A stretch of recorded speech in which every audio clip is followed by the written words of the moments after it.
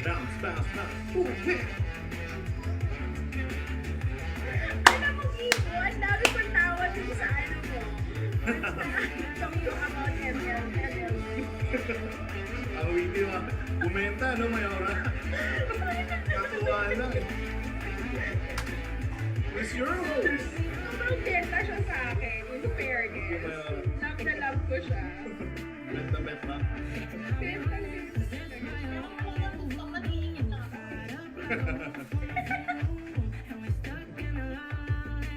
Nagugulo pa si baby doon eh, Mayora eh. Ay, shout out kay Merchants Manila, Eliezer Santos, kumusta? Papi Eliezer.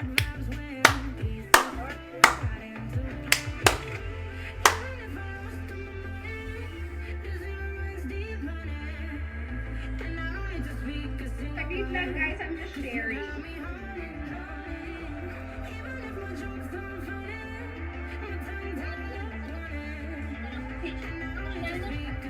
Yeah. Oh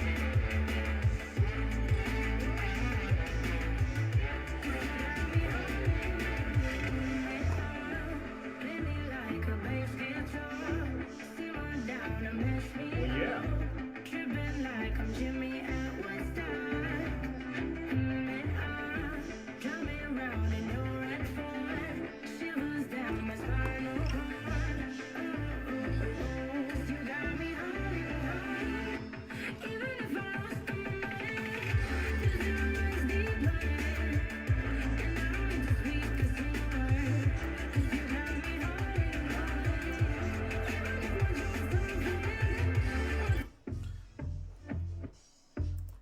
Ayan. Magandang gabi sa inyong lahat. Sana namang magandang Sabadong gabi sa inyong lahat dito uli sa Good Vibes Pilipinas. At it's 29th of August. Ito ang last presentation namin ngayong month na to. So hopefully next month, September na, pang ilang anniversary na, pang ilang mansary na namin yan. So ito po ang inyong Papi Melvin Mata. At syempre ako naman po ang inyong Mayora Mered Safra na hindi ko pa rin po feel na matatapos na ang buwan na ito. Sapagkat 4 na sulok lamang po ng aming bahay ang aking natutour araw-araw. Pero masaya po ako na lahat po tayo ay safe, lahat po tayo ay healthy. Yun po ang mas importante sa lahat. Magandang gabi po sa inyo! Hello everyone! It's me again ang inyong Hanash Princess, Mai Rivera po. Good evening! Hello everyone, my name is Bibo Santos and nagsabing ang buhay natin ay dapat palaging Good Vibes Pilipinas! Boom! Ayan, ipagpaumanhin po natin. At wala po ang ating kuya na si Papa Jorge kasi George, God bless you. binunutan siya ng milk tooth. So sabi ko nga, wag ka muna, baka mamanas. Mahirap na. So ipagpamanhin niyo po. Sabi niya kanina, tumawag siya sa akin, medyo groggy pa nga daw at nakakatulog pa siguro sa anesthesia. Anesthesia, ayan. So ito naman po ang ating magandang pamilya ng Good Vibes Pilipinas. Mayora, anong atin? Ay naku, una sa lahat, gusto kong sabihin kay Papi Jorge to get well soon at tamang-tama dyan sa iyong nararamdaman ang, syempre, kariton sorbetes. Di ba? Yun ang masarap dun. Parang kultura yun eh, di ba? Oo. Pagka nagpabunod ka ng ngipin, ititreat ka ng ice cream. Yes. Yun talaga. Para maghilo. Yes. Tama. So, Papi Jorge, meron kang excuse para kumain ng madaming ice cream ng kariton sorbete. So, yung mga natira-tira mo pa dyan, ubusin mo na. Oo. So guys, binabati ko natin naka-online ngayon guys ha. Si Eliezer Santos ng Merchant Manila. Hello cousin, what's up? Papi. And then Uy, Daniel. sandali lang, Bibo, bago mo ituloy yan, shout out lang kay Papi Ellis, sir. Kasi alam mo ba, nagbibigay sila sa mga international students nung bago nilang product. So, maraming salamat sa iyo, Papi Ellis, sir. Ayan. O, Okay. sige, Bibo, go. So go ahead. Danielle is watching. Mary Ann Mayora is watching. Hello po, sabi niya. Papa George is watching. Papa George, get well soon ha. Magandang gabi. And Jerry May Mariel is watching. Chelsea. Si Prince J. Menor is watching. And also, I would like to say a big shout out to Nanay Yoli. A happy birthday, Nanay Yoli. Aming nanay-nanayan dito sa Melton. Happy birthday, Happy birthday, Nanay Yoli. nanay. God bless you, Nanay. Happy birthday po. And also guys, I would like to give a shout out to Efren, ang pwede natin maging future magiging future sponsors, ang may-ari ng Island Lift, and also meron Ayan. siyang sinasabing meron din siyang clothing line. Ang pangalan is ang ganda ng clothing line niya, ang pangalan is ito, basahin ko na ha. So ang Sige. clothing line niya is Island Lift, yung kanyang atsara business, and also ang clothing line niya is Easy Ba Tayo Dyan, ang pangalan ng clothing line niya. So, Wow. big shout out to Efren. Ayan. Alright. Okay. Siyempre, bago tayo magpatuloy, gusto ko munang magpasalamat siyempre sa ating mga sponsors. Maraming salamat, Mighty Finance, Bernardine, SD Property, Sheila, maraming salamat, Attorney Miranda of Miranda Migration, maraming salamat po, Attorney. Maraming salamat din kay Boss MLV. Siyempre, ang gaganda kaya ng mga mask ni Mukita. Teka lang, dumating na yung mask nyo, actually. Dumating na ba yung mask namin? Thank you, Oo. Boss MLV. Ng MLV Group of Companies. Ito daw kay Mayora. Ay, love ko yan. Burberry. Wow. Huh? At ito naman daw kay Wow, LV. kay May. Pampa. Ay, baliktad! Yun yung pinili ko. Mali ba? Mapila.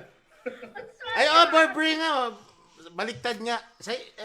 LV na lang sa'yo, Mayora. Yan. Mas pala kay Mayora. Mas- Mas, yes. Yes. At syempre, maraming salamat sa ating Talyer Auto. Ayan, ako, malapit na naman next month sa ating Mansari. Magkakaroon na naman po tayo ng pabola para sa maswerte Tama. na nanalo Ayan. ng service sa Talyer Auto. Tama.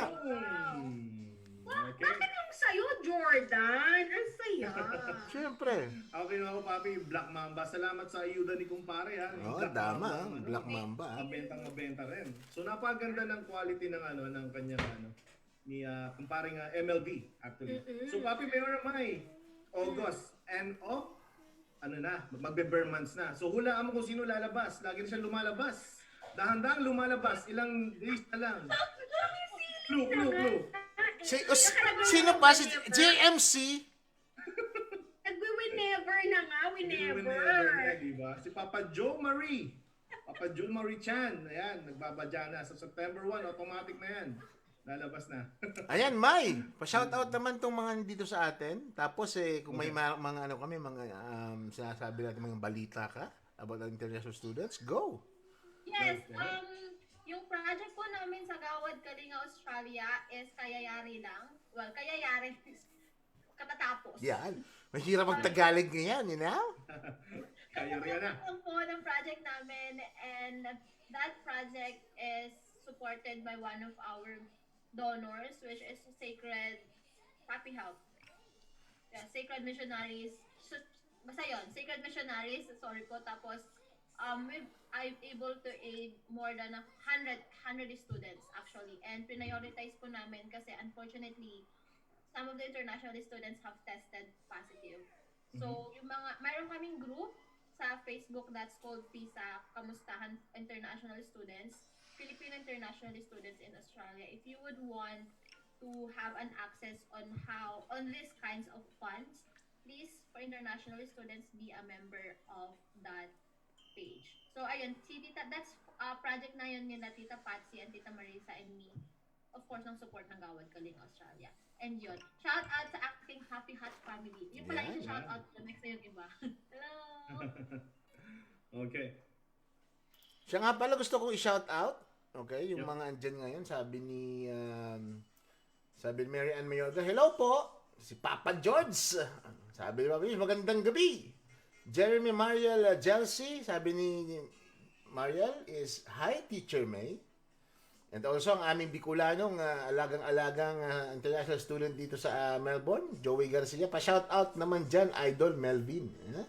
Ang ating nanalo pa lang sa ating latest na pabola ng ating Talyer Auto free car service. Maayong gabi, sabi ni Henry Nino Gallares Cardino. Sabi ni Mami Emily Zapra, good evening, good vibes, Pilipinas, boom! Boom! Ayan, nasabi ni Henry doon, Jose Marichan, tamang-tama. So, binabati ko rin mga bago nating friends sa YouTube, Meron na tayong YouTube profile. At we are building the network ng Good Vibes Pilipinas para kung ma-monetize man tayo, marami tayo ngayon maitutulong sa mga natin, 'di ba? Sa ating mga kapwa Pilipino and also hindi lang sa Pilipinas, kundi dito din sa Melbourne, Australia. Yan. Yes. And Papi, announcement din Papi, ang Couples for Christ, Youth for Christ will having a majestic power of God. Praise and Worship Song Fest. Ito yung Battle of the Bansa sa 3rd of October. So CFCA established since 1988. Mapapanood to through Zoom. And also, malapit na rin ang Father's Day sa September 6. It will be a national competition. It will have competition within, we can build a collage para sa mga fathers. Bibigyan natin sila ng papugay. The Father's Day Photo Competition 2020, Father's Day Children Competition, also deadline submission of September 1, Tuesday. Couples for Christ Australia 2020 and the members of CFCA. And also another one is meron din kaming pastoral formation teaching event all over Australia din to. You're all invited to join us the pastoral formation teaching sa Brisbane ito, sa Queensland also. Let It Child Families Therapist Profession will be published. Details in Zoom. Yun lang po. Okay. Wow. Alright. So, yun lang po. So, binabati ko din guys ang lahat ng miyembro ng Couples for Christ Australia. Sa Western chapter, ang aking household leader, si Riza and also si Mes de la Cruz. And also sa lahat ng Magtanong Unit and also sa lahat ng miyembro po ng Couples for Christ Australia all over the world and also here in Australia. Alright. Okay. Yun, gusto ko rin pasalamatan yung ating existing 15 viewers at the moment. Hello! Okay, salamat sa pag-maintain. And marami pa tayong mga kaibigan na nasa Pilipinas ngayon because lumalaki nga yung YouTube account natin. Thank And God. yun, hopefully makapag-serve tayo ng sabay sa Facebook and YouTube. So, pag makuha na natin yung hinihingi nating funds sa ating radio station, sa ating 97.9 Melton Community Radio, isang FM station dito sa Melton, yung makuha natin yung funds, makatulong sa atin at makapag-avail tayo ng mga softwares and also mga equipment. And thank you very much sa pamunuan ng 97.9 FM Melton Community Radio, sa aming buong pusong pasasalamat sa inyo. We are very thankful that we have you, di ba? We have you in our public service. And Mai. Go ahead, Bunso. Well, ako ngayon lang at the moment so for international students. Meron pala for Origin, the organization that I'm currently with sa mga katulad ko pong international students na if you're experiencing mental illness, please reach out. Sa Origin po is the project that I am with. We're launching a helpline service and this is for free for international students. Please, please, please do not be afraid or do not be shy to ask for help. Asking for help doesn't necessarily mean that you're weak. Yes. Yes. And also, I would like to give a good shout out sa lahat ng student namin sa Learners Hub. One of our parents, Kylie Jensen. Happy birthday, Kylie. Say hi Happy to birthday! us. Adrian and Ivy. Hello, hello. And also, if you have any inquiries, you can call us 0424-801-827. Alright. Pero may balita ako, Bibo, Lumalago, Yes, Papi, go ahead. lumalago ang ating Tagalog Learning Melbourne, Yes. Woohoo! Oh. Congratulations. And we are really proud because, masyadong nakakatulong sa community. Yes. Si Mayora. I think wala si Ate Mayora, naka-mute ka, Mayora? Ate May, we can't hear you, Ate May. Hindi ka namin Mayora? Wala. Mayora, Wala. wala kang audio. Nawala si Mayor. Okay naman. Ay, umalis muna si Mayora. Pero we are really proud and Yes. humbled na si Mayora is gaining some trust from the community, hindi lang dito sa Filipino Australians. Yes. Kundi dun din sa mga, 'di ba, mga ibang cultures, ibang communities na willing talagang matutong ng language natin, ng Tagalog. Tama. Especially yung mga naging asawa, 'di ba, naging partner o kaya naging, 'di ba, future partners ng mga Filipinos, mga Filipinas. Talagang si Mayora ang pinupuntahan para lang matuto sila talaga ng Tagalog. Yung And, Tagalog. very And if very you're important. reading yung page natin, no, sa Pinoy's AU and Pinoy's in Melbourne na page, a lot of foreigners were actually asking kung meron bang particular na tao, particular organization that is willing to teach Tagalog. And Mayora is here. Yes. She's not just teaching Tagalog, she's teaching our culture to the And Good Vibes Pilipinas is so proud of Ate May. Mabuhay ka, Ate May. Yes. Yes. Can you hear me now, guys? Yes, a little bit low. Now. Itaasan mo volume, Mayora, para... How about now? Yes. Yeah. Yep. So, yes, update for the Tagalog Learning Melbourne. I'm so happy nga kasi every time na may naghahanap ng Tagalog, yung mga tao, tinatag nila ako. Even si Consul, tinatag niya ako. Thank you so much po. Wow. Sa yes. And I'm very happy kasi today we started again our classes for children. Kasi for a while we stopped it kasi I'm still figuring out how to do a class via Zoom for kids, because the attention pa ng span ng maliliit na bata, it's difficult. Yeah. But we made it. Today we started and we had 15 students. Wow. Yeah. So happy. And of course, we also have teens and we also have adults. And not only that, thank you sa SBS. I just recently had an interview with them. So watch out for that, the interview with SBS, with Annalyn from Nice. SBS. And of course, I also wrote an article for the Philippine Times. So abangan niyo po yan. Ngayong September, lalabas po yan. And also, hindi lang yun, mga beshies, meron din tayong collaboration with Ethnic Radio Filipino Incorporated. Alam Sydney ba yan? niyo? Sydney or Adelaide? Adelaide! Oh, Wow. Yes. Yay. This is the longest running Filipino radio in Australia. And it started in 1978. Mas matanda pa siya sa atin. And so they reach out to me and they say, meron pala sila na every third Friday of the month, meron silang tinatawag na Radyo Eskwela, kung saan nagbabasa sila ng mga children's story. So eventually, nakita nila yung aking mga pinopost sa ating mga Filipino groups, nakita nila ako. So, ininbitahan nila tayo na magbasa din ng kwento para sa kanila. So, abangan nyo po yan. Hindi na lamang po tayo meron na rin po tayo mga estudyante sa Sydney through ito masaya din to kasi ang kakolab naman natin dito is the University Technology Sydney. Yay. Boom! Yes, ang kanina pong Filipino Association sa University Technology Sydney ay nag-aaral din po ng Tagalog sa ating Tagalog Learning Melbourne. So, yes. And of course, another collaboration na rin po with Adelaide through Radyo Eskwela ng atin pong Ethnic Filipino Radio. So, abangan po ninyo marami pa pong gagawin ang Tagalog Learning Melbourne para po sa inyo. Yeah. Of course. And that may... Congrats. And meron po akong gusto lang linawin na meron po kasi, pag nagpo-post po kasi ako ng free, meron po mga magulang na nagsasabing, what's the catch? Bakit free? Free po talaga kami. Wala po kaming hinihingi para sa mga bata.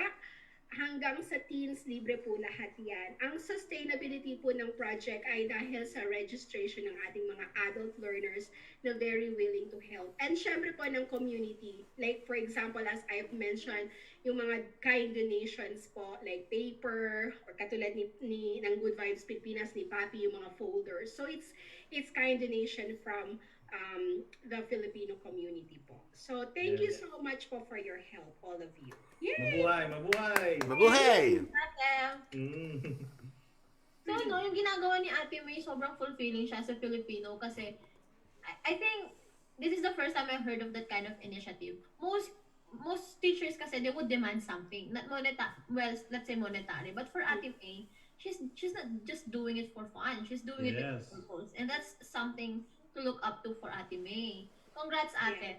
Mabuhay sa atin. When I first started this project, kasi nakita ko talaga yung needs, and there's a lot of research that I did about this one. Nakita ko yung needs, pero ang una kong tinanong sa sarili ko is, committed ka ba? Kasi kung hindi ako committed, walang sustainability. Kahit may budget, kung wala kang commitment, kasi it's not an easy task.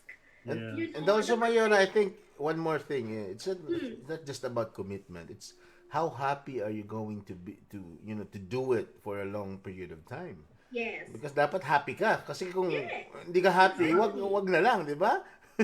So, Hindi ka good vibes. Kailangan good vibes lagi, ah. Yeah, and when it's, and at the end of the day, what's in it for you? Kasi, when it comes to monetary nga, you're not gonna get anything. But, I think it just saddens me to think that the Filipino language will die. Eventually will die in the next second or third or fourth generations. Mawawala na siya in terms of usage in Australia. And with it, of course, the culture itself, mawawala na rin. So I said to myself, well, somebody has got to do something about this, and eventually you'll see that a lot of people pala are really willing.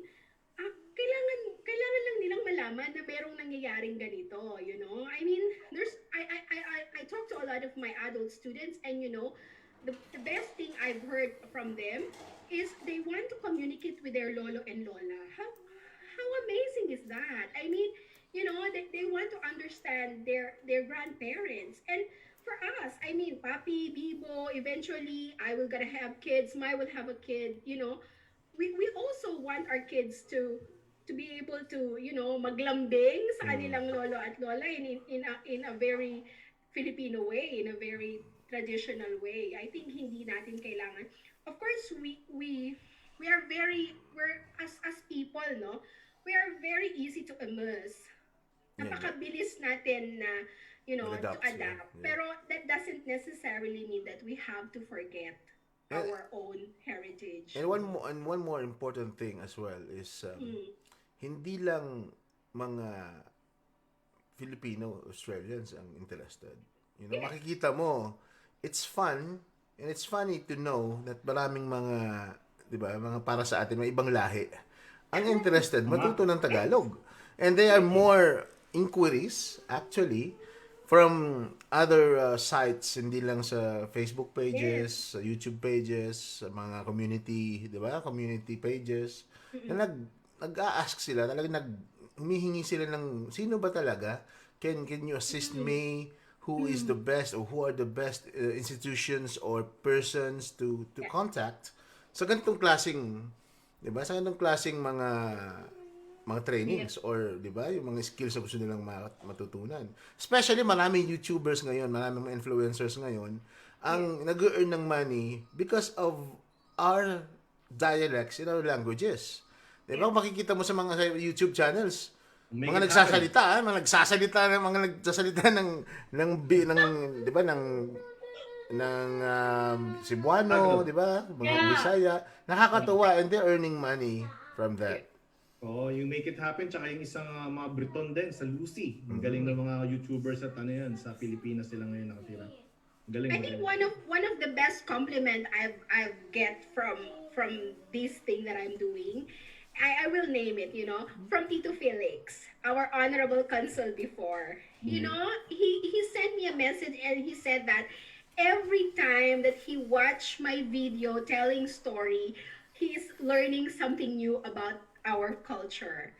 And that for me is amazing. Imagine, honorable consul Tito Felix would say that to me. That's really inspiring. And, it's just it just motivates me to keep on going. So yeah, and sabi ko nga sa mga friends ko, I think it sound very, I don't know, very cliche or whatever, but I said to my friends like, siguro habang buhay ako, I'll make sure na hindi mamamatay ang Filipino sa Australia.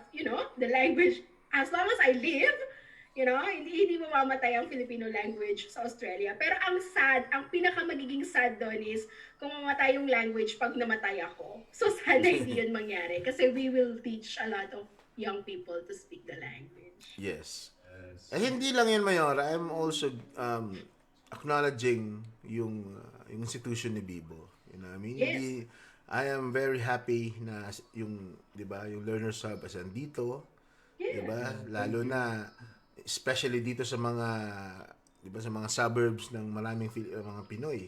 Dito sa Belton, talagang lumaki ang population ng Filipino Australians. And Learners Hub is really working hard to accommodate hindi lang mga Filipinos kundi iba't ibang lahi din.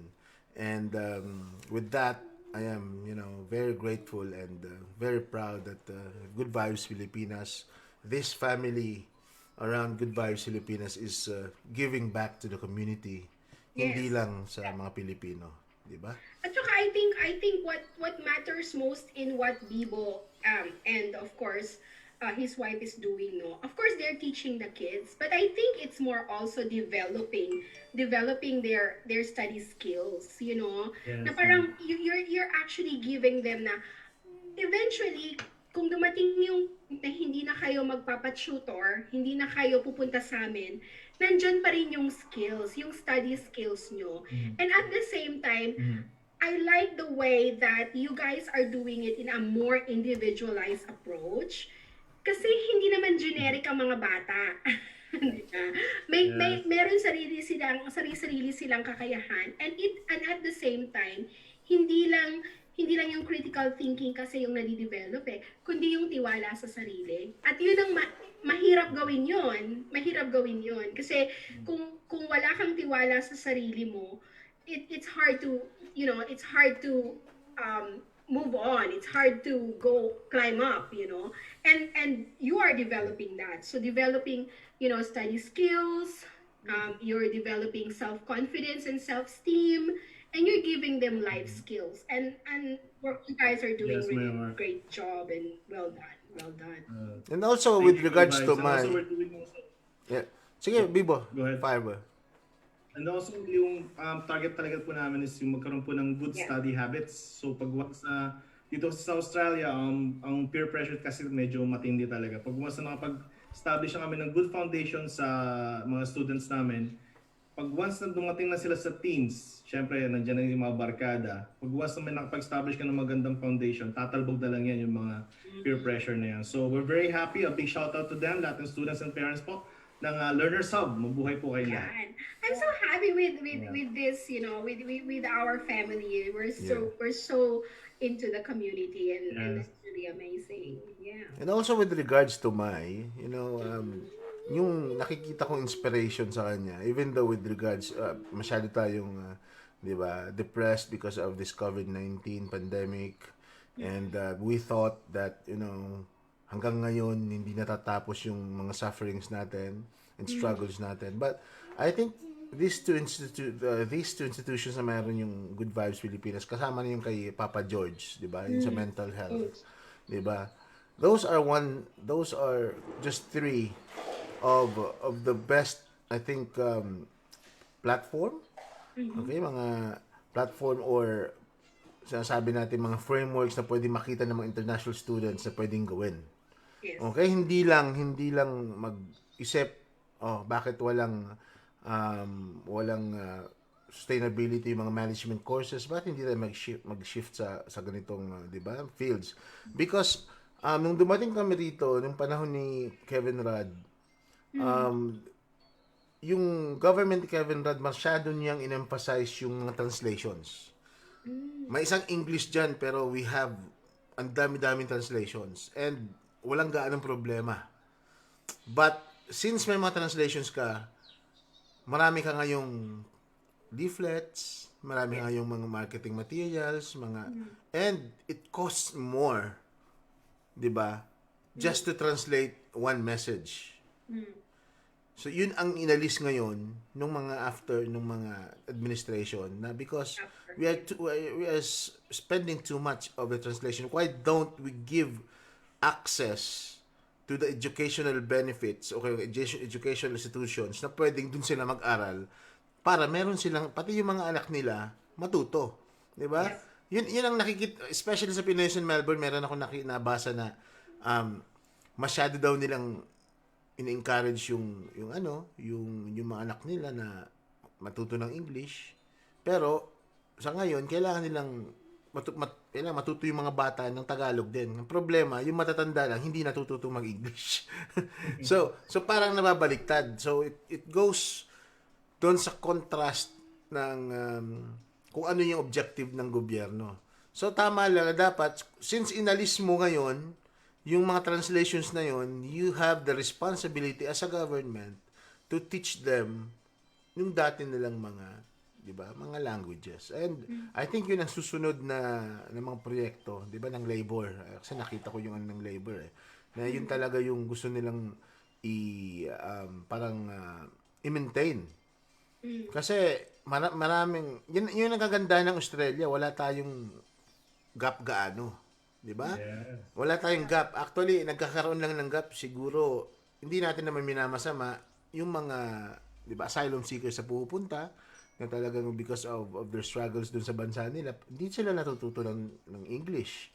And that is why kailangan talaga nila ng support. But, sa mga migrants na mga Filipinos naman, di ba, madaling matuto ang Pilipino. And sometimes, akala lang natin bobo ang Pilipino sa English, but matalino ang Pilipinong umintindi. Yun lang problema is to deliver. Yeah. Diba? Yun lang talaga ang natin. Wala tayong training sa public speaking. And because of this, itong ating pamilya, Good Vibes Pilipinas, dito wala sa circle of itong family natin, unique So, napaka-unique, di ba, Mayora? Unique yung natin. I think, Papi, on that note, yung sinabi mo na ang mga Pilipino talaga magaling mag-English. Kaya lang kasi, meron din kasi tayong problema sa Pilipinas when it comes to English. Yes. Ang nangyari kasi, eventually, parang nalagay sa isip natin na ang English is language of the elite. You know, language of the rich. Okay? And kapag, if you don't sound like American, your English is not a good English. But that is not true. Yes. That is not true. Every variation of English is English. That is called global English. And eventually, if you would go into further studies, new discussions and new discourse are talking about global English because we cannot really have a standard English or American English or Australian English or British English. It's global English. You know? So, ang nangyayari kasi, minsan, pag Pilipino ka, ay, baka mali yung pag-pronounce ko, hindi ka na magsasalita. Kasi matatakot ka na, mahihiya ka na. And the thing is, Mayora, nadi-discriminate tayo. Sarili nating mga instructors, teachers, nadi-discriminate tayo because of the way, mga mistakes. Yeah. And I have seen this, no, mas, especially pagdating sa mga lalaki. Masyado silang mahiyaing mag-English. Ma'am, nahiya ako, mali. Baka mali, ma'am. You know, and it's hard for me as a teacher to encourage them na, kuya, hindi mali yan. There's no wrong. Okay? Kung yung accent, hindi yan ginigrade sa kahit anong English test. Ang accent, hindi ginigrade yan. Okay? So, as long as you can express yourself, you could be understood, that is good enough English. You know? Ang dami kong, especially po, I'm appealing sa lahat ng mga nasa working visa na nag-a-apply ng kanilang PR. Takot na takot yung mga yan mag-take ng IELTS. Ang kailangan lamang nila is 5.5 and 6. Pero takot na takot sila Pero pag narinig ko naman sila mag-English, kuya, papasa ka naman. Bakit ba takot na takot ka? Yeah. You know, that's why whenever someone asks me, ate, nagtuturo ka ba? Ate, nag-tutor ka ba? Ang sasabihin ko lang sa mga yan, pakinggan muna kita bago ka magdesisyon kung magpapatutor ko o hindi. Kasi baka hindi mo naman talaga kailangan. Yeah. Diba? Okay ka naman. Kailangan mo lang Confidence. makipagkausap sa isang tao na expert to assist, to assess you and to tell that person na, kuya, walang problema sa'yo. Nakakapagsalita ka ng Mental lang talaga. Mental. Ang problema, takot ka lang. Mental. But please go ahead and take the test and move on with your life. Apply for your PR. You know? So, I'm appealing to lahat po ng mga, especially yung mga lalaki po, ang dami-dami, ang gagaling nyo pong mekaniko, ang gagaling nyo pong karpintero, ang gagaling nyo pong truck driver, ang gagaling nyo po sa trabaho nyo, pina-extend po ninyo ng pina-extend ang inyo pong working visa. Opportunity para mag-PR dahil lamang po takot kayong magsalita. I'm here.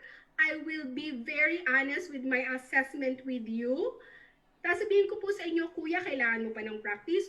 Kuya, kailangan mong mag-review. Pero sasabihin ko pa rin sa inyo, kuya, tigilan mo na yung paghihintay at mag-test ka na bukas. Yes, dahil do it. kaya mo na. Parang ano yan, Mayora? Yung mga manliligaw ni May. Ba't kinatatakot? Di ibig sabihin na nag-i-English si May. You can't do it. You can, you can. Yes. O kasi sa totoo lang mga beshes, nanghihinayang kasi ako. Kasi Time. yung pong panahon, di ba? Sasabihin niyo po sa akin in all honesty, alam mo ba, Teacher May, gustong-gusto ko na makuha ang mga anak ko, gustong-gusto ko na makuha ang asawa ko.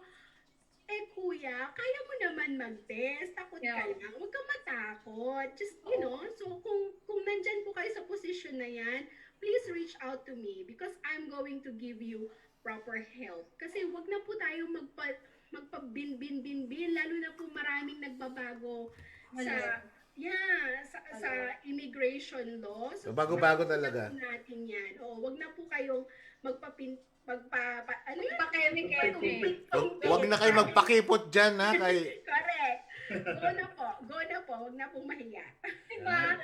Sobrang ganda ng mga sinabi ni Ate May, especially for international students. Kasi lahat tayo, pag tinatanong ko ngayon iba kong mga friends na international students, anong tinake mong English exam? Some of them talagang ayaw sabihin yung score. Pero pagkakita naman sila in class, okay naman yung English nila. Kasi, even nung university student ako sa Pinas, I'm very much friends kasi talaga sa mga exchange students namin sa university. So, feeling close talaga ako sa kanila. So, as in talagang other students would stare at me na parang, ay ano ba yan? Kasi magaling siyang mag-English. Kaya kaibigan niya yung mga Japanese, mga Chinese, Malaysians, ganyan. Hindi. It's all on our mentality na pag magaling kang mag-English, matalino ka, mayaman ka. Hindi po yun ganun. For international students like me, just go. Just speak English. Kahit nabalok English pa yan, eventually, sino ba naman kasi talagang magaling sa umpisa? Diba? Tama. Yung dating professor, student din yan dati. Yung chef ngayon, dati yung malay mo, waitress, waiter, di ba, cashier, and then, na-inspire lang siya maging chef. And then, beginning is always the hardest. Tama. And then, go ahead. Go, Kuya Bibo. So, share ko din yung experience ko, Papi, Mayora, Maya. This Learners Hub kasi, they were also doing the IELTS review. And also, nung dumating ako dito, twice na rin ako kumuha ng IELTS. Yung unang punta ko sa isang bansang yon sa mga Bugaw. And also dito, na-experience ko lang din, may mga category din kasi may iba din na student na magaling sila sa speaking pero sa writing medyo kailangan pa i-workout. So ganoon ang ginagawa dapat. Pag once na medyo mahina sa isang part, especially sa IELTS na yan, so yun ang kailangan i-focus din. So yun yung magandang technique din sa mga kukuha ng IELTS. Kaya nga hindi generic yan eh. So, dapat, kung ano yung talaga requirement na kailangan nung tao, dun kayo mag-focus. Hindi yung, kasi generic parang curriculum based eh.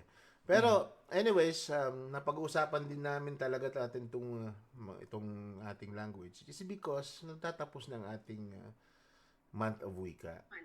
Kaya ako, bigla akong talagang, parang, inambush ko itong ating family because this is the last time that we're going to celebrate the month, dati ano lang yan week lang yan pero now nowadays hindi buwan ng wika na ng Tagalog. Pinalitan siya ni FBR, ni dating Pangulong Fidel V. Ramos. So pinalitan siya ni Pangulong Fidel V. Ramos, tapos ginawa siyang buwan ng wika. Kasi kaya ito Agosto, alam mo niyo, kaya ito Agosto kasi ito ay kaalinsabay ng birthday ni Manuel Quezon, na siya naman ama ng wikang ama Pilipino. ng ating wikang Hindi nyo alam yun? What? Ano ba naman yan? Linggo ng wika yan. Meron tayong oratorical contest, di ba? No. Oy, oo, naalala ko yan kasi nung elementary. Ako ay isang Pilipino. Lumalaban ako ng tula, ganyan, tsaka mga storytelling. Tapos naka-Filipiniana pa kami, ganyan. Kaya pala, yun. Meron pa akong isang nakakatuwa. Eventually ito, itong kahapon ba ito? Kahapon, ang SBS, si Roda ng SBS, may questions siya sa akin. Yung Cebuano ba, Ilocano ba, at iba pang wika, ito ba ay wika o dialect? Yan ang tanong niya kasi nagkakainitan na daw sa isang page, sa isang page. Okay. So, sabi niya, ano ba talaga? I-consulta ko sa isang expert. So, sige po, sagutin ko po yung tanong na yan. Ang Cebuano, Ilocano, at iba pa pong mga wika, ay wika po yan, hindi po dialekto. Okay? So, ano ba ang pagkakaiba ng wika at dialekto? Ang dialekto po kasi, ito ang variation ng isang wika. Halimbawa po, meron tayong Tagalog Maynila. Kumain ka na ba? Meron tayong Tagalog Batangas. Ay, ikaw gay kumain na. Okay? So, yun pong variation ng Tagalog, yun po ang dialect. Pero, kung ikukumpara mo ang Filipino, ang Tagalog, at ang Cebuano, ay wika po yun. Kaya nga po sinasabing meron tayong mahigit kumulang sa 170 wika. Ang dami. Yes. So, the dialect is the variation of the language. Okay? So, pagka po sinabi nyo ang Cebuano ay dialekto, hindi po yun, technically, it's not correct. So, yeah, nasettle na po yun. Ayan. Problema. Siya nga pala, meron tayong comment from Papa George. Sabi ni Papa George, effect ng colonial mentality, dahil hindi mo masabing how are you with an American accent, akala ni Juan, hindi siya marunong mag-English. In fact, here in Australia, we are one of the better English-speaking migrants even without the American accent. We have been chasing for the longest time. Actually, we had a very confidential meeting with VMC, yung Victorian Multicultural Council, last week. And yun ang sinabi ko nga sa inyo, mga good vibes, mga ka-besties, na yun yung parang issue. Why is it that ng Filipino culture, yung Filipino community is the number 4, di ba? Sa reports ng, di ba, yung parang minorities na pinakamaraming na apektuhan ng pandemic, positive, di ba? Sabi ko nga, yun ang explanation namin. Actually, DepCon Anthony Mandap already gave them the statement bago pa nagkaroon ng meeting, na sabi nila, just because yung Filipino migrants are the most disciplined, di ba? Culture, di ba? Community, na pag pupunta ka sa ibang bansa, tayong pinakadisiplinado because we don't want to go back on our roots, kung yung struggles natin na dati sa Pilipinas, di ba? May sumpa ang ating passport and our curriculum na hindi tayo recognize sa buong mundo. Yun yung kaya ang daming international students dito because we are recognized, di ba, globally, di ba? Yeah. Yun yung problem, and that is why we are the most, sabi ko, disciplined migrants sa buong mundo. And we are, ang pangit dito, we come, di ba? We come to the country na may qualification tayo. Di ba? Hindi tayo sanay. Para sa atin as Pilipino, nakakaya na pumasok tayo as asylum seekers. To tell you the truth, hindi kami, we are not just telling you na ganito kami. Ganito talaga ang kulturo ng Pilipino. Nakakahiya na papasok kami sa country wala kaming maipasok, wala kaming may offer. And that's why, tama? That's why sabi namin, siguro dahil mataas ang population ng positively na yung naging positive sa amin sa Filipino Australians because karamihan sa amin are nurses, engineers, healthcare, and dami, lahat kami if you can see sa lahat ng mga migrants, we are kung nasa Pilipinas kami, we are educated bago kami napunta sa ibang bansa. Yun. And we are kung naging positive man kami because we are the ones in front. And yun ang kagandahan nun because andun yung Department of Health din, na-appreciate nila yung meeting na yun. And yun yung number one na naipaliwanag din na sana meron tayong mga support systems. Yun nga, na may pagkukulang. Kasi daw, hindi marunong magtagalog yung mga Cebuano dito. Dapat daw may hotline. And I think they're going to give us the support yung gobyerno para magkaroon tayo mismo mag-cater ng ating support system. Kasi hindi naman pwedeng pupunta pa sila sa gobyerno para mag-translate ng, di ba, ng Cebuano, ng Bisaya. So, kailangan nilang, sabi nga ng gobyerno, why don't we just assist you na magkaroon kayo ng sarili nyong hotline para you can cater it around your community. Well, that is very good kasi if ever, for international students, I'm sure marami sa amin nahihiyang mag-seek ng help kasi nga, ay, mag-English na naman tayo kasi sa gobyerno tayo lumapit. And having a local community that would support you would boost our confidence. And it would mean a lot knowing the fact that we've got family here, home away from home, eka nga. Yes. Well, in fact, sabi nga ng mga ka-workmates ko, kasi ako lang Pilipino doon, sabi nila, Filipinos can integrate. Actually, hindi na daw talaga natin kailangan pa ng mga solid groups at compare sa mga ibang lahi. We can integrate. And speaking of my mga katrabaho sa workmates, na frontline din na nagkaroon din ng, alam mo na, get well soon to Sarah and Matt. Bro, guys, get well soon. You can do it. Totoo. Even my friends, sabi nila sa akin, taga-Pilipinas ka ba talaga? Sabi ko, oo, kukulay pa lang naman taga-Pinas na ako. It's just because we are one of the nations that recognize talaga tayo as very good English speakers. Ang mali lang sa atin kasi, for Filipinos, we think that English is really a scale status for level. Yes. When it's not. Diba? As in, talagang sinasabi nila sa'yo na, okay ka, galing mag-English, ganyan, taga-Pinas ka ba? Sabi ko, oo. Pero ang makakalungkot nun, kapag Pinoy nagsasabi sa'yo na pag nag-English ka, ay, sosyalera, tagalasal. Racist niya tayo sa kapwa natin. Ganon, di ba? And this is the mindset that Filipino culture has it on the negative side. Kasi, pag pumunta ka naman talaga ng Manila, ako kasi laki probinsya ako.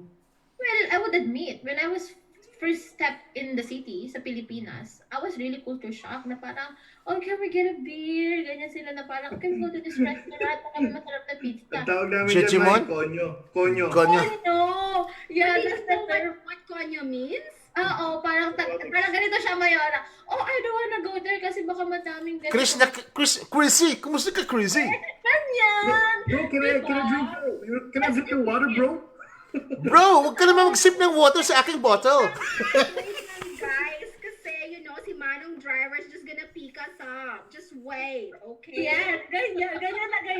Tapos nalala niyo pa yung may brace effect? Kasi kasi para may brace kasi lagi eh. Kasi Wag mo namang ipik yung nose mo tapos you gonna eat it? Ew. That's the thing. Tapos kapag, syempre, magmatagal ka sa Manila and you kind of adopt yung ganong way ng talking, di ba? Pag uwi mo sa probinsya, eto na naman yung mga kamag-anak mo, kaibigan mo, ay, ang arte niya na po, ano lang sa Manila. And, guys, come on, Pilipino tayo lahat, dapat, if it's not crab mentality, but ant mentality. Oh, may natutunan ako sa Facebook today. Ant mentality. Siya nga pala mga besties. Gusto kong batiin yung ating bagong friend. He's a YouTuber from Bacolod City. Yan siya. Sabi ni Ivan Bisayista Villacuatro. Yan, shout out po, watching from Bacolod City. So, siya siyang YouTuber. What's up, Ivan? Yan, kasama natin yan. Si Ate Pin is watching also, Ate Pin Flores. How are you, Pin? Ang ating console is watching. Yeah. How are you, Dipcon? I-guest ka namin next week for your updates if okay lang sa'yo. Yes. Diba? So, ayun lang. Yun ang advice ko sa mga international students. Kami po, well, okay, sige, mag-feeling ako. Magaling ako mag-English. Sometimes. Sometimes. Huwag kayo matatakot to speak up or speak English. Tama ka, Mai. Pero sabi ko nga, I think they also need to know, in spite of these kinds of struggles natin dito sa pandemic na to, they also need to know what are the disadvantages of not giving up. Kaya sabi ko nga, sometimes you need to inspire them. Oo, alam natin, mahirap. Well, may kwenta ako dyan. May kwenta ako dyan, Papi. Sorry, in terms of not giving up. Not on the giving up, alam kong iniisip nyo. Pero giving up on you as professional and personally. For the past, since March, I lost my job. Diba? I lost my job sa hospitality industry. Sa part-time ko. And luckily, I've got the community around my area that is willing to support me. And from there, umiiyak talaga ako sa mga kaibigan ko. Hi Chanel, hi Trisha, if you're watching. Alam nila yan, na parang ayoko na. I miss home. This is the first time na homesick ako. Gusto ko na umuwi. Ganyan ang drama ng lola. And then afterwards, I was mentioning before na I was supposed to go on an internship, diba, sa Warrnambool Bull. Apparently, the guy resigned from the post because he received an offer from the government. Regional government. Siyempre, grinav niya yun. And I do understand. So, I was left hanging. But the good thing about this guy is, he connected me to a different organization in the city na malapit ako. And then 3 weeks ago, talagang kabang-kaba ako kasi wala pa akong internship, wala akong part-time job, wala lahat. Lucky thing is, siguro nga, sobrang laki ko lang din yung parents ko. They're able to provide for me at some point. Tapos, just last week, I received a phone call na parang, okay, you're invited for an interview. And that interview was just supposed to be 25 minutes. And apparently, naging 35 minutes siya. So I was just really praying na parang I really want this job. Kasi one of my goals for 2020 is to really get back on track sa community service and social work job. Kasi even if you're a professional in a certain field, kapag nasa ibang bansa ka, wala kang choice. Kung gusto mong mag-survive, you have to get what you can get. Definitely. You have to do the job even if that's not your passion at all. You just have to sustain yourself. Yun yung mindset natin di ba? Lalo pag bagong migrant ka sa ibang bansa. Huwag choosy, te. Ganun lang yun. Hindi, maraming ganyan. Choosy talaga meron. Huwag na wag kang choosy lalo kapag bago ka. This is what I learned. And then, fortunately, right after my interview, sabi nila sa akin, if you didn't hear from us until Friday, unsuccessful ka. But you know what? I prayed so hard that, God, please, I want this job. Gusto ko talaga to. Gusto ko na bumalik sa social work, sa community service job. And then the day after that interview, I received the offer na parang sinabi na congratulations, blah, blah, blah. And then, napaupo talaga ako. And then, yung manager ko, sabi niya sa akin, hello, are you there? Are you okay? Sabi ko, yes, I'm here. Thank you. Ganyan ako. So the lesson there is, if you want something, go for it. Don't settle for less. Alam mo, kaya mo sa sarili mo eh. For international students like me, alam ko madami na dyan ang panghihinaan ng loob. Alam ko madami na rin dyan umiiyak katulad ko sometimes, nang homesick because, support system mo nasa Pilipinas. But you have to really go forward for yourself. Andito ka na eh. Nasa Australia ka na, girl. Nasa Australia ka na, boy. Just find your way to your dreams. Don't let a single struggle, don't let this pandemic let you down, your faith and hope in God and in yourself. That's the main thing. Maniwala ka sa sarili mo na parang kaya mo to. Pinunta ka dito ni Lord because of a purpose. Hindi lang dahil to escape your country. Ang dami kasi sa mga, sa mga international students page sa Facebook, parang palagi nilang tinatanong, paulit-ulit yung post na yun and nakakairita nang makita na, did you left your country to escape? Or did you left your country to get a master's or to study abroad? Or did you left your country to escape? So parang, well, okay, iba-ibang rason. But then again, if you came from a country like the Philippines, na third world country, to Australia na parang developed country, make the best out of it. Take advantage of the situation. Do not let this pandemic, do not let, negative comments, do not let yung mga bad mentalities from your mga katropa mo or mga kanasyon mo na get into you. You know yourself. At the end of the day, you have to decide for yourself. It's okay to listen to them, but at the end of the day, always listen to yourself and do all the things that you can do. Diba? Yeah. Can I react doon sa mga post na yun? Actually, I don't read them. Because they are negative. Para sa akin, no, negative yun. That's not me moving forward. Diba? Lahat ng dapat as a positive person, those are the posts na parang ano mo na lang, parang reference mo na lang, diba? Kasi, once mabasahin mo naman yun, mag-emo ka na naman. That's true. So, as a positive person, you need to become you need to have a mindset na hindi ako pwedeng tama, hindi ka pwede magpa-impluwensya dun sa masama, dun sa negative. And how can you contribute and how can you influence others kung kahit ikaw, mismong ikaw, na-influence ng ganyan. Diba? So, pag mga ganong, hindi ko na inintindi yun, sasabing, igibin. Di ba? Igibin yun sa akin. I know it's a very educational, but in my point of view, due to my experiences and my, di ba, sa aking mga natutunan, hindi lang sa life, kundi sa aking career, dun ko nakita na I don't need this para ako Move forward sa improve. buhay. So, pag mga ganun, hindi ko na lang binabasa. Because I know these stories will just, yun ang problema sa mga Pinoy We are so emotional. We are so on the drama, di ba?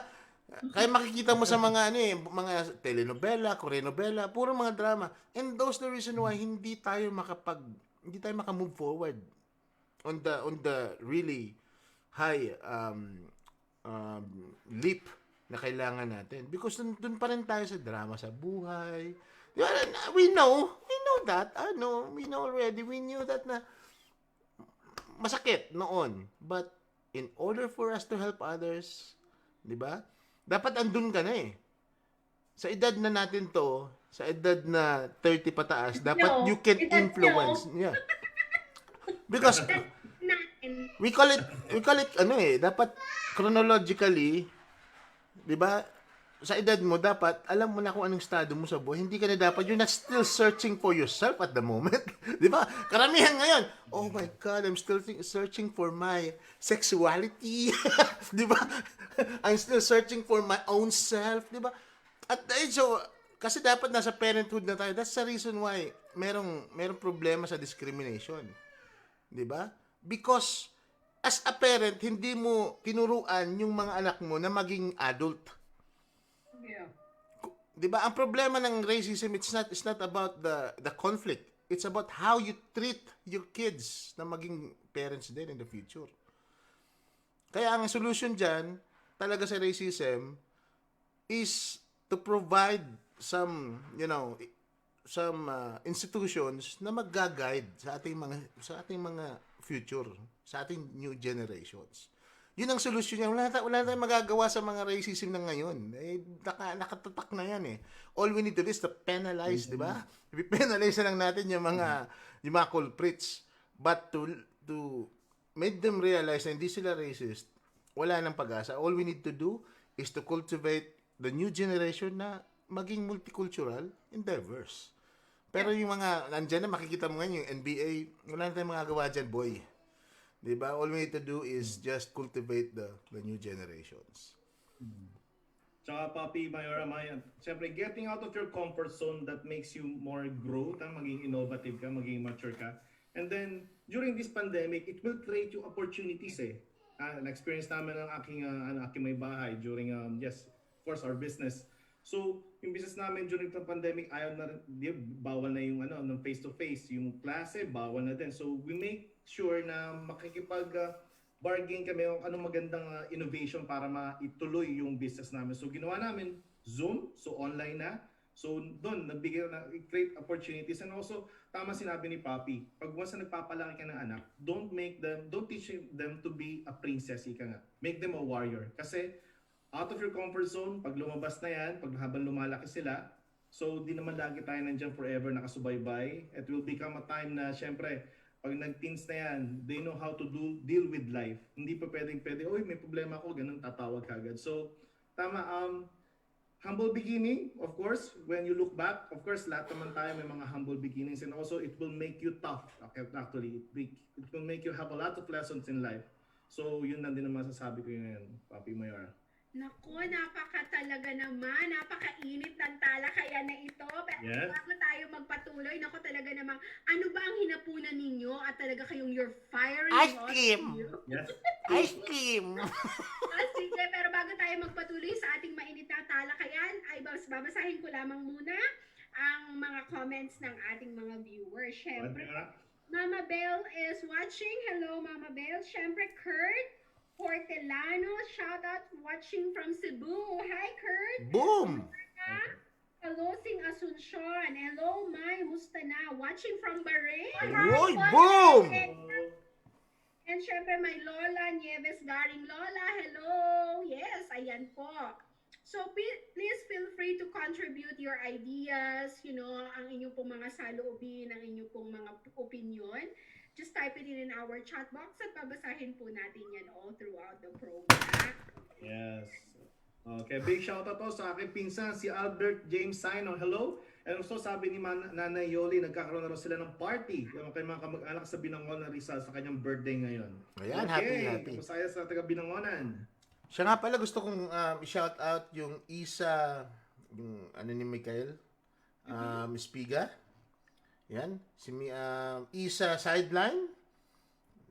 Ano sila, yung parang nag-decontaminate ng mga COVID-19 mga hotspots. So, talaga, proud to be Filipino-Australians talaga. So, yan, isa pa yun. Tsaka happy birthday kay Ben Trillado, yung very, very talented na binata ng Pinoy na busog. Happy birthday, Ben! Yan. Dapat i-guest natin yan dito, si Ben. Magaling mag-compose yan, tsaka magaling as an artist. Ayan, Pyre. Okay, so big shoutout din sa dati natin naging last week guest natin, si Gabs, ha? Gabs. Maraming napasaya ang ating segment sa kanya. Okay, go ahead, Mayora. Yes, I just like to say thank you and shout out to my cousin Lawrence.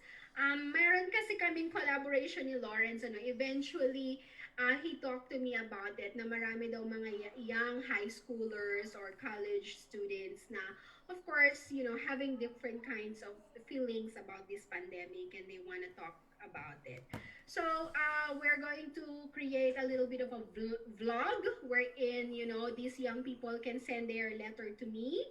I'm gonna read it without judgment, and then eventually, if I would need help from experts, I will invite experts to give them advice. So watch out for that. Nice. This is our little help doon po sa mga high school students or college students that are experiencing, difficulties with respect to this pandemic happening. So watch out for that po. And of course, I received a message from someone, okay? His name is John Oliver Torres Bermil. He sent me a message and he said that baka naman po pwedeng nyo akong matulungan makahanap ng trabaho. Very genuine itong batang ito, no? Sabi niya sa akin, kahit po anong trabaho, masipag po ako. So, si John Oliver Torres Bermil po ay taga Pampanga. Kung meron man po kayong maliliit na trabaho, hanap buhay na maaring maitulong kay John Oliver, paki-message nyo lamang po ako para mai-relay ko po ang kanyang information sa inyo. Itong batang ito po ay masipag at kailangan daw po niya magkaroon ng trabaho para makatulong sa kanyang pamilya. So, ayan. Ayan, tulungan po natin si John. Tulungan po natin si John Oliver. Ayan, sabi natin Len Calaor, good evening. Good vibes Pilipinas. Itong ating itong number one fan natin. Kaibigan natin yan since nasa Pilipinas tayo. And also happy birthday to the president of the Batuenos in California. Jeneline Ramos Landagan. Happy birthday, Ne. And more birthdays to come. Wishing you all the best in life, to your family as well. And also sa aking ka-classmates ng elementary, si J. Neil Buena. Pinsan ko pa yan ng malayo, pero happy birthday. Hope you have many more birthdays to come, J. Neil. Yan. Yun, okay. Any more shout out? May, any more shout out for... Wala ko, hi Trisha! Hi Chanel, I miss you girls so much! Nabigla na naman. Nagulat ka ba? Sorry, nagbabasa kasi ako ng message. Hi girls! Also, can't wait to see you soon. Sana matapos itong pandemic. Hopefully, since the cases are getting lower each day, for the next weeks, sana naman ay tayo makatanggap ng magandang balita na pwede na tayong gumala at least 5. Kahit 5 tao lang po sa isang bahay, nakikiusap po ako. Pero ano pa tayo dyan, ha? Medyo hesitant pa ako dyan kasi nakikita naman in Nostradamus ang nangyayari. Oh, ano So, naman ang nakikita parang nakikita ko sa future is, Mm. siguro yung Victoria is gaganda, pero yung ibang states, doon ako hesitant. Because yung Victoria, ginagawa ng paraan eh. Dapat sumasabay ng lahat. Kasi once na maging outbreak to, lalo sa New South Wales, summer na. Ang mga Bondi beaches na yan, ha? Yung mga beaches sa beaches. yun ang kailangan nila. At least sa Victoria, we are being, I think we're evolving. Di ba? 90 plus na lang tayo ngayon, 90 plus. So, 4 cases discipline today. eh. Yes. Pero sabi ko nga, ang Victoria kasi we have the regular testing. Pag meron kang konting symptoms, andun agad. May reward system ka pa pati. Pag magpa-test ka, may reward kang $300. Hanggat hindi dumarating yung result, kung maging positive ka man, meron ka namang 1,500 for just, disciplining yourself. Hindi ka naman kinukulong, hindi ka naman dinidiscriminate, di ba? Sa Pilipinas kasi grabe discrimination eh, pero dito hindi ka di-discriminate. But the problem, itong problema, doon tayo sa punto by punto, ni Papi, na ang problema is walang inilalabas na result ang iba't ibang states. Para ba, di ba? Para bang yung New Zealand na, we are proud for 90 days we have zero positive. Just because you have no testing. 'Di ba? Nung lumabas yung nagkaroon agad, nabahala sila. Yan. Mga tissue paper na naman, nagkakaubusan, panic na naman. Because hindi nila ginagawa yung dapat gawin. Dapat may regular testing sila. Bago mo masabi na may zero ka. Sa New South Wales, I'm telling you, napakarami. Because they have the proximity ng urban. 'Di ba? Ng urban experiences and also interactions. 'Di ba? Dito kasi sa Melbourne, hindi gaano, 'di ba, na parang Western Australia masyado laid back, kaya walang gaano talaga interaction, 'di ba? Puro chismisan lang pero walang interaction. Pero dito, kumbaga meron tayong medium proximity. Sa New South Wales, I'm telling you, sa Sydney pa lang. Grabe doon. Halos nagkakaumpugan kayo doon sa parang sa kaya, I'm telling you, yung premiere ng, di ba, ayaw nilang mangyari yung nangyayari sa stress, sa Victoria. Ayaw nila yun. Kasi magiging lamat sa leadership nila. Which is, yun ang kinakatakot natin. Pagkatapos ang Victoria, we will really close our borders from other states. Para tayong Queensland yan, natatakot. Ayaw na namin sa, di ba, pinupulis na talaga natin yung mga pumapasok sa Victoria. And that's going to happen. Because we did everything already. And I am very proud of Andrews, di ba? Andrew, of our premier. Because kahit ganun yung natatabo na talagang nadidiscriminate na siya, ginagawa niya pa rin yung dapat gawin. We did it first. And yung mga susunod na, di ko alam kung anong mangyayari sa kanila, siguro may mga riots in the future yan. Lalo na pinipermitan pa rin nila yung mga, di ba? Yung mga protests. Yeah. Mahirap yun, yung mga ganun. So, anong masasabi nyo nun, mga ka-besties? That's what I'm saying nga. Sabi ko nga, eventually, Victoria will be the model. Kasi, ano naman yun, di ba? Kung alin ang maraming cases, kung alin yung nagkaroon ng outbreak, kung alin yung maraming, kasi ang dami nating tests. It means ang dami nating data. And if you're a scientist, if you're a researcher, you will rely on data to create a better model. Yeah. That is the reality of it. Hindi ka naman pwedeng, kasi wala silang data. Wala silang testing, wala silang data. So how can they create a model? So ibig sabihin, yung model na gagawin nila, trial and error yon. Kasi wala kang data. Pero dito sa Victoria, we have the data. Nakita natin ang problema. Sabihin mo ng worst case scenario. Nakita natin ang worst case scenario. Paano tayo bumangon dun sa worst case scenario?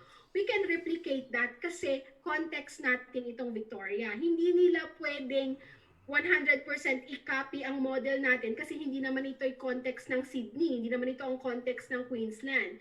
So eventually, at the end of the day, mas magkakaroon tayo ng proper decision making kasi it is based on the data. Hindi tayo trial and error. So, ang sinasabi ko nga kanina kay Papi, tapos na tayo, mag-uumpisa pa lang sila.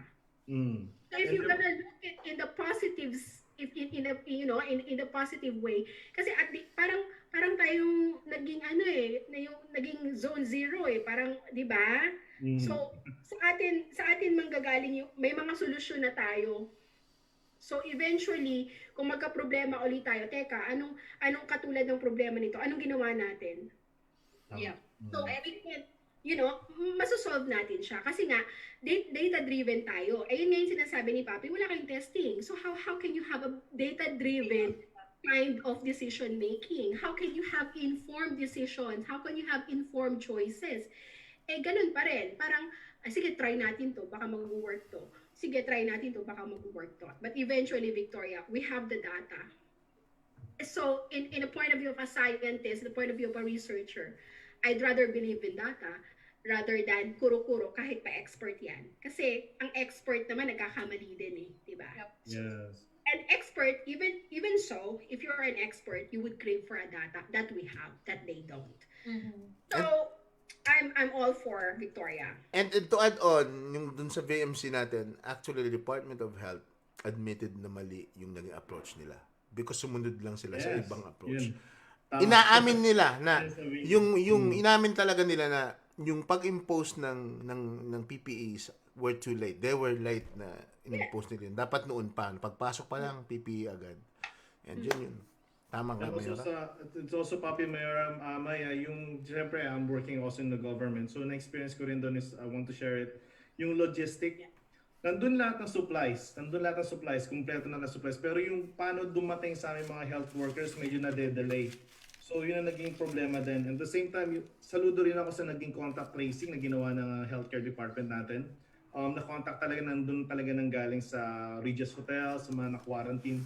So, it will serve as a lesson, not only here in our state, siyempre doon sa mga kabilang state, gagawin din nila yun. So, magkakaroon sila ng, siyempre, matinding quarantine. Not only yung hindi lang security guard ang i-impose sila, siyempre yung mga sa mga defense natin, sa mga defense forces natin, yun ang magiging magiging bantay. At saka in all fairness sa Victoria sorry, pero ang tagal naming tumanggap ng international arrivals. Like, hindi nangyayari sa ibang states. 'Di ba? Tayo sa atin dumadating. So natural, mas talagang harap tayo sa risk, 'di ba? Totoo. Especially yung approach ng government talaga, no? Kahit na kinikriticize na talaga si Premier, very go pa din siya in terms of delivering his daily updates. And it's kind of good thing. Tama si Ate May, Kuya Bibo, no? At saka Papi na sinabi niya na talaga, data is very powerful. Kasi yung strategy na gagamitin ng government natin, doon magbe-base. And the decisions that they will make will be based on those datas. Yeah.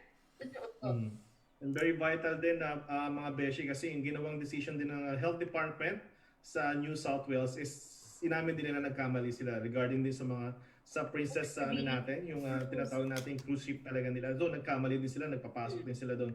So they will make some lessons yung mga mali nila.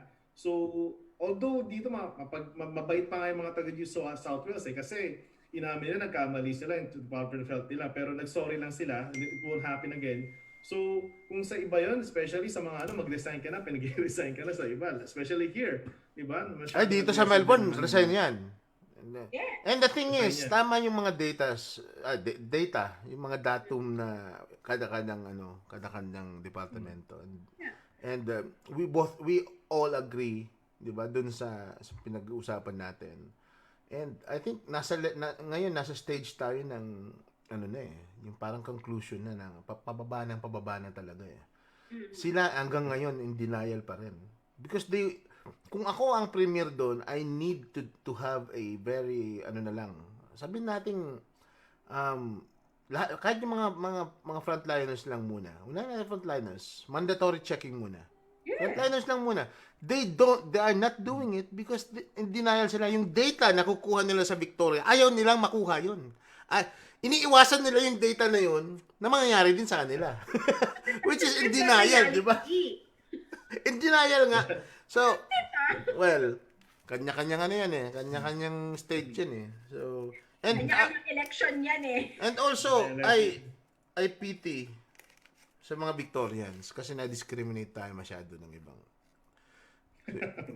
Ako, sabi ko, parang hindi tayo Australia. Especially ng mga premiers ng yung premier ng Queensland okay yun. Pero yung premier ng New South Wales, sorry, talagang na-discriminate yung Victorians niya. The first time natin talaga na kinalose yung border eh. After Dapat may collaboration eh. Hindi ganoon. So, on the lighter side, Papi, sabihin ko lang din yung experience ko last 2 days ago. Nagkaroon kami ng meeting. Meeting, syempre, alam mo naman, every Zoom meeting, ito, nakakatawa to. Every Zoom meeting, nakalimutan ko pala talaga. Syempre, kasi may time kasi pag meeting kami, so may times din na kami, tumatayo para, alam mo na, parang exercise or what, yung stretching muna before. Sabihin nakaturuntong ka. Buti na lang, Mayora. Buti na lang, hindi kami pinatayo.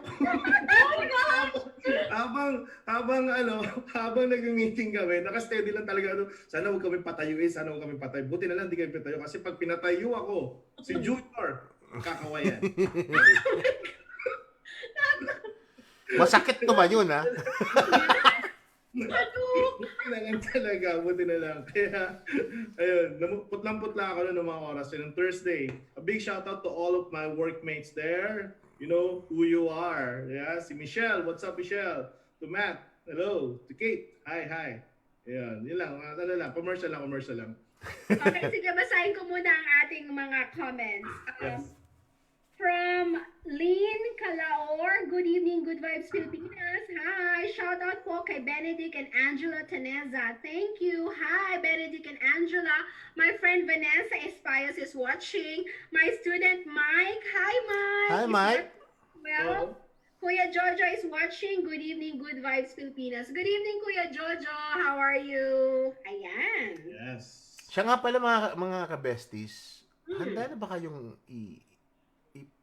ipapasok yung mga new sponsors natin next week? Of course! Ayan, pwede natin silang invite na. Actually, Bakit gano'n every time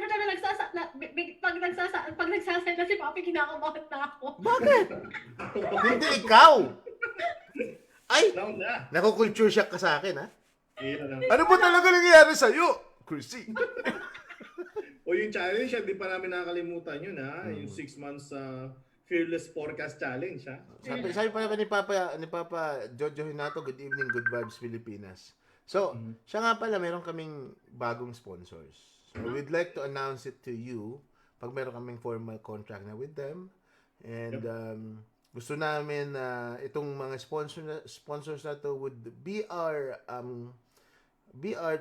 team members, mga ka-team members natin para tumulong sa ating mga international students rin. Hindi lang yung in-acknowledge namin yung puso, 'di ba? Yung mga iba pang organizations, yung CAFOVI, 'di ba? Yung Gawad Galing Australia, yung 5Bs. So, we are doing great as a community. Sabi nga nung meeting natin, we are doing great as a community.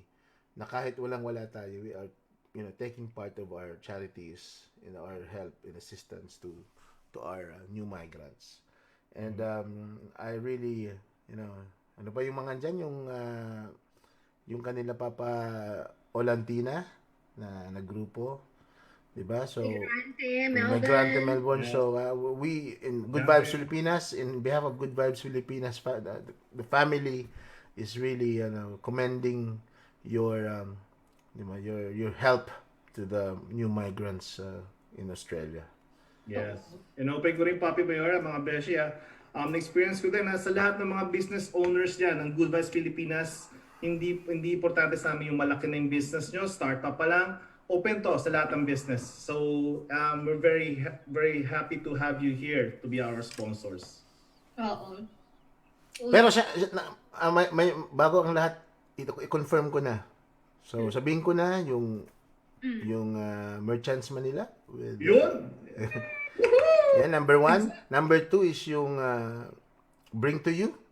Early. Morning. Number 3 is yung happy hat. Happy hat. Yay! Wow! Ayan, so More to come. more to Mga come. beshes, tuturuan ko kayo ng Auslan. So sa Auslan, kapag nagka-clap, you do this. Ganun. Yeah. Okay. Nice. Good. Yes. Diba? So if you want to say, so you can say good, so GVP, okay? So if you want to say good, so good vibes, yeah, good vibes, and then P, Pilipinas. Yes, okay? That's good vibe, Pilipinas. Paano yun? Paano yung Mayora? Yes, Paano yung Mayora? go. Paano yung Mayora? Good Good Good vibes, vibes. Pilipinas. Yeah, P, Boom. Pilipinas. Boom. Good. Yeah. Yes. Boom. Mamaya, bago natin ano yan, ha? Okay? Good vibes, Pilipinas. Pilipinas. Boom!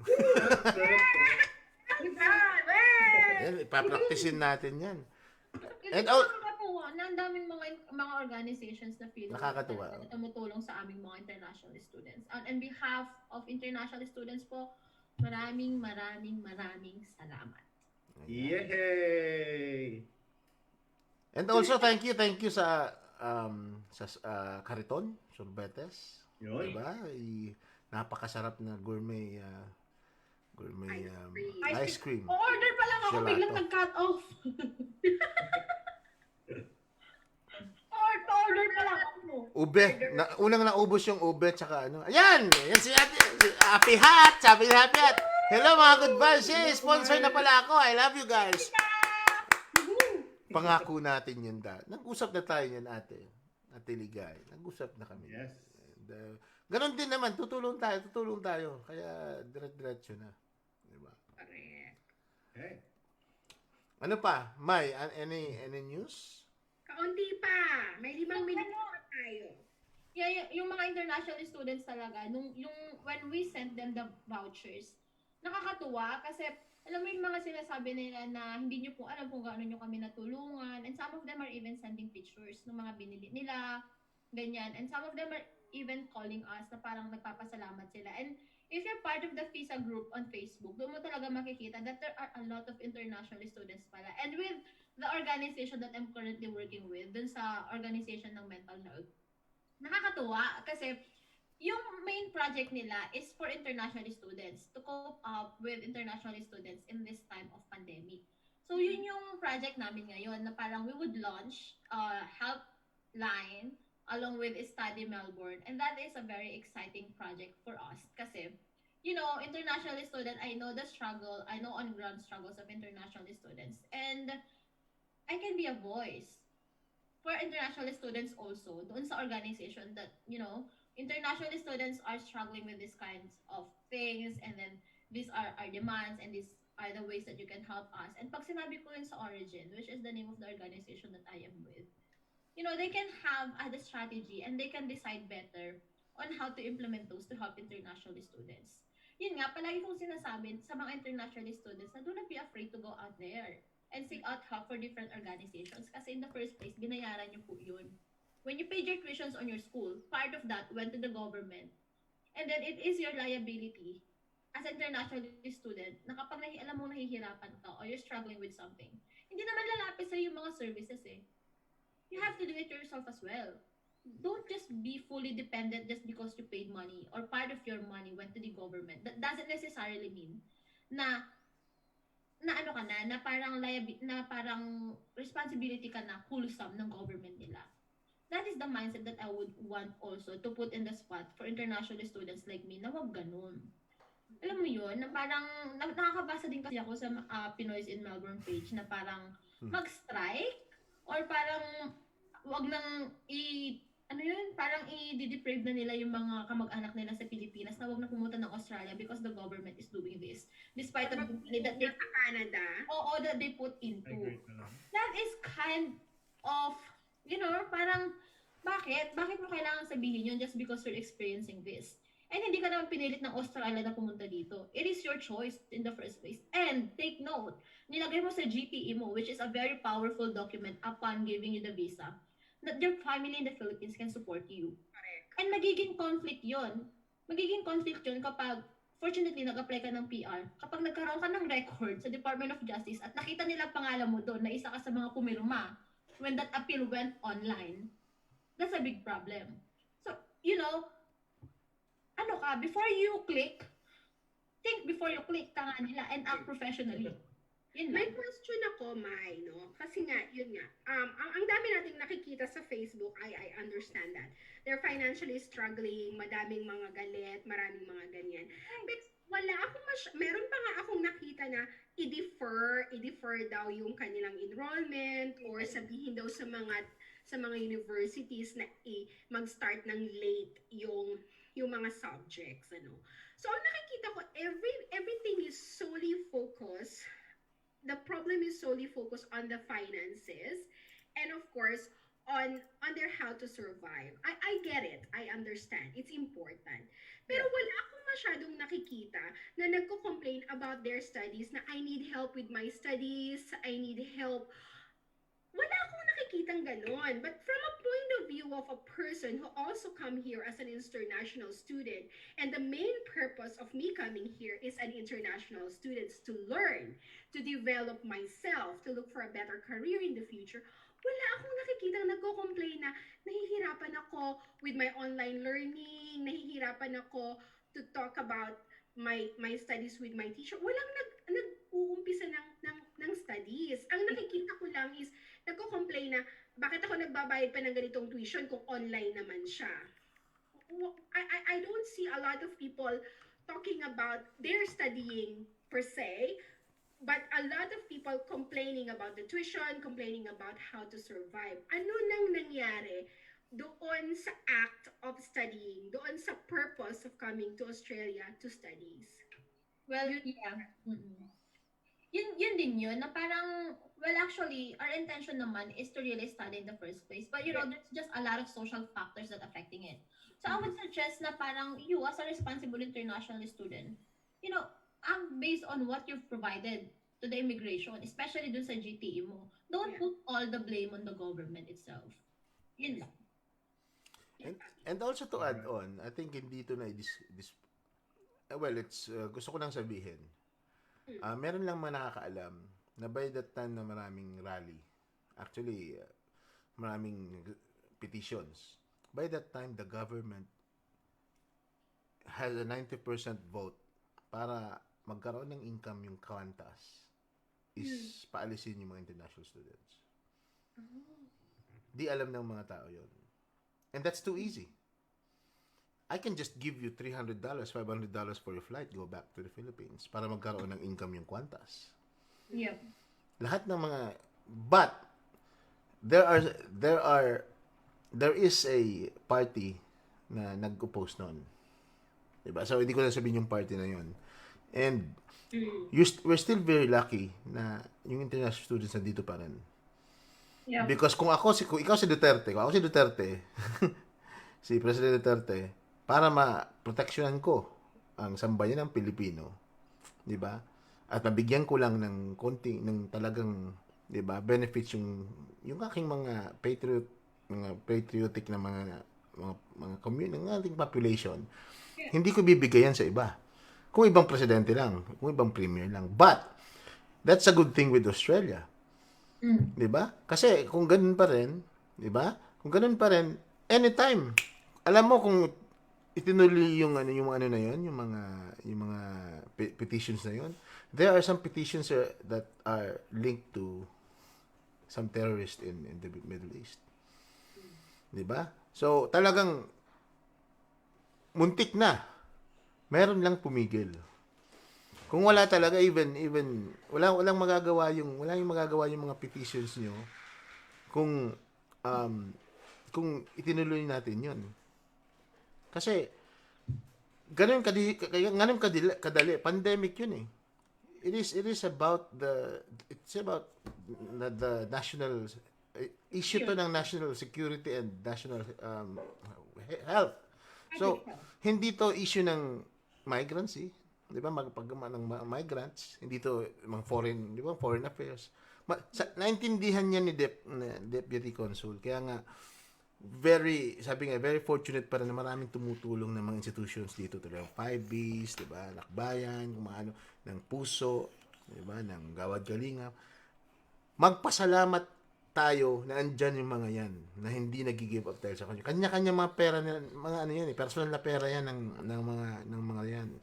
Hindi yan dapat ibinibigay sa iba, kundi pang pamilya, pero ibinibigay sa inyo. I even heard na pati yung mga superannuation nakuha nila, binamimigay nila sa international students. And that's, kung ako ay anak nun, I will be hurt. Kasi naka talaga yun sa akin eh.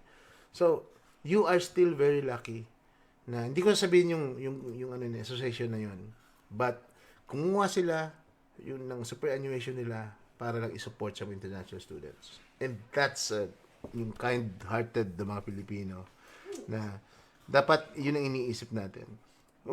Hindi sabi nga ni Mai, hindi responsibilidad ng gobyerno na support you, di ba? So we're very sad. Sabi ni Papa Jojo, all GTEs will show that the IS will be able to sustain their stay here, but in the reality, we know they won't meet it. Very sad that this pandemic occurred and our international students were trading good prior to this unforeseen event. Ayan, kinukulit na naman ako ng aking bunso. And anyways, so big shoutout din kay Ate Rowena Maraya. Ayan. Hello, Ate Rowena. Hi to Jay and also Joros and Kristen. And also to Junior Francisco. Junior Francisco is also watching with us right now. Oo. Well, when the first pandemic hits, yung first wave, Happy Hot, si Tita Ligaya, nagbigay yan. Nagbigay yan ng Andun pa food kami. packs. Like every Monday. And Andun even kami. going from the suppliers of the shop. Yes. Yeah. Yan, Tita Teligaya. But I'm telling you, those are confidential knowledge. Madaling gawin yun. Because instead na bigyan ko kayo ng 1,500 pag positive kayo, I'll just give you 500 and babu. Di ba? Bahala ng Qantas na nabigyan ko pa ng trabaho yung Qantas, which is win-win opportunity yun. And also, yung mga Australians sa mabibigyan ng trabaho instead na bibigay sa mga international students. Marami ng yun, I'm telling you guys. So, we're very still fortunate na hindi yun itinuloy. Mayroon akong sources, but pwede ko nang sabihin because hindi na tuloy na. Hindi na yun ang naging, baka hindi na naging measure ng gobyerno na gawin yun. Yeah. Ayan. Alright. Wow, Okay. mga besties, ang bilis ng Ang oras. bilis. Wala na naman tayong oras. Napakainit ating talakayan mula sa wika, napunta sa international student, napunta sa pandemic, napunta sa lockdown. Napakadami nating mga natutunan ngayong gabi. Yeah. Pero siguro ako magpaalam, ang isa lang gusto kong sigurong sabihin sa mga international students is nauunawaan ko ang difficulties na pinagdadaanan nyo ngayon. I know it's very difficult. But then again, I would like to encourage you to stay focused on your studies. Kasi hindi titigil ang ikot ng mundo dahil may pandemic. So I want you all to be skilled, intelligent, well-sourced, well-informed.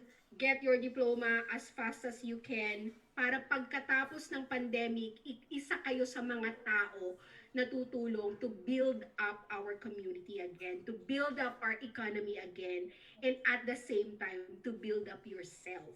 Okay? Mm-hmm. Let's accept being lonely, being worried is feeling. Negative feelings are feelings. We have to accept that. But at the end of the day, get up and keep going. Kasi mas ngayon nyo kailangan na maging successful. Mas ngayon nyo kailangan na magtuto, na maging competitive sa inyong mga pinag-aaralan. Kasi the community needs you. The economy needs you after this pandemic. So, huwag kayong bibitaw.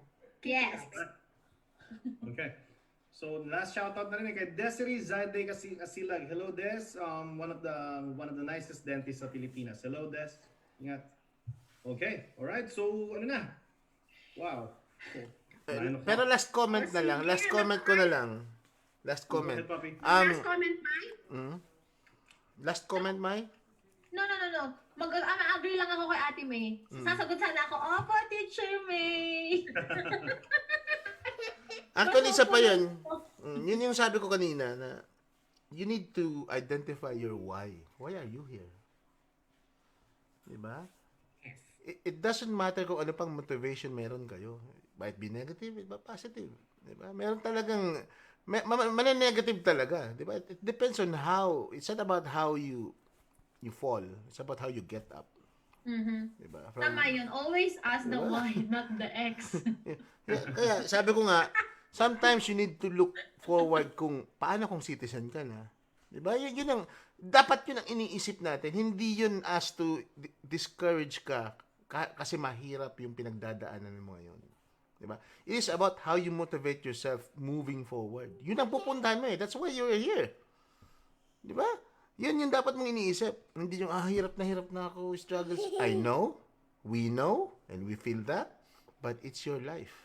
It's your option, it's your decision, and it's your outcome. It's not mine, it's not theirs. It's your decision, and it's your outcome. Kung dun ka papunta, it's about your choices. It depends on how you decide to go to that goal. Yan. Totoo. Okay. So guys, Papi, Beshi, may nagpapatanong pala about sa, tuloy pa din, about sa TikTok challenge. Meron pa rin kami TikTok challenge, guys. You can also send your entries. Soon, i-announce na rin namin ng winner kasi akala nila tapos na yung TikTok challenge natin. So guys, you can also send And also, Clark Silab is also watching with us right now. And lahat ng mga kababata ko pala sa San Miguel, Manila. Hello guys, kamusta kayo dyan? Also my classmate in Central School University. One of my classmates, also colleagues, are also suffering. Mga frontliner din sila is also suffering from COVID-19, guys. Kaya natin yan. We have to be strong. And pray lang tayo. God is with us. Yes. Okay, guys. Okay, sige. So magpaalam na tayo. Magandang gabi po. Maraming salamat sa pagsama niyo sa amin ngayong gabi at sa pagtutok at gayon din po sa pag-participate sa ating discussion. Ako po muli si Mayora May. Bumabati ng magandang gabi sa inyong lahat at tatandaan po ninyo, good vibes po lamang. Yes, sana po marami po kayo natutunan and thank you so much for participating. It's me again po, Mai Rivera. Thank you. And sa lahat po ng viewers namin, thank you very much po for watching and also thank you for also giving us an input. Again, this is Alden D. Santos. Bibo Santos actually, sorry. Bibo Santos saying, stay at home, stay healthy, do acts of kindness, and have faith in God. Siya nga pala, hopefully, na-miss ka namin, Papa George. Hopefully next week, medyo makasama ka namin uli. And on behalf of the Good Vibes family, we are giving you again another free Talyer Auto service because it's our March, April, May, June, July, 8th month, sorry, next week. Boom! So, mamimigay naman kami ng isang free Talyer service, ha? And, dahil bibigay ng Talyer Auto, okay? Ito naman po ang inyong Papi Melvin Mata. Salamat po lahat sa dumalo ngayon, nakisalo sa amin. Good vibes! Pilipinas! Boom! Goodbye! Bye! Hi, baby!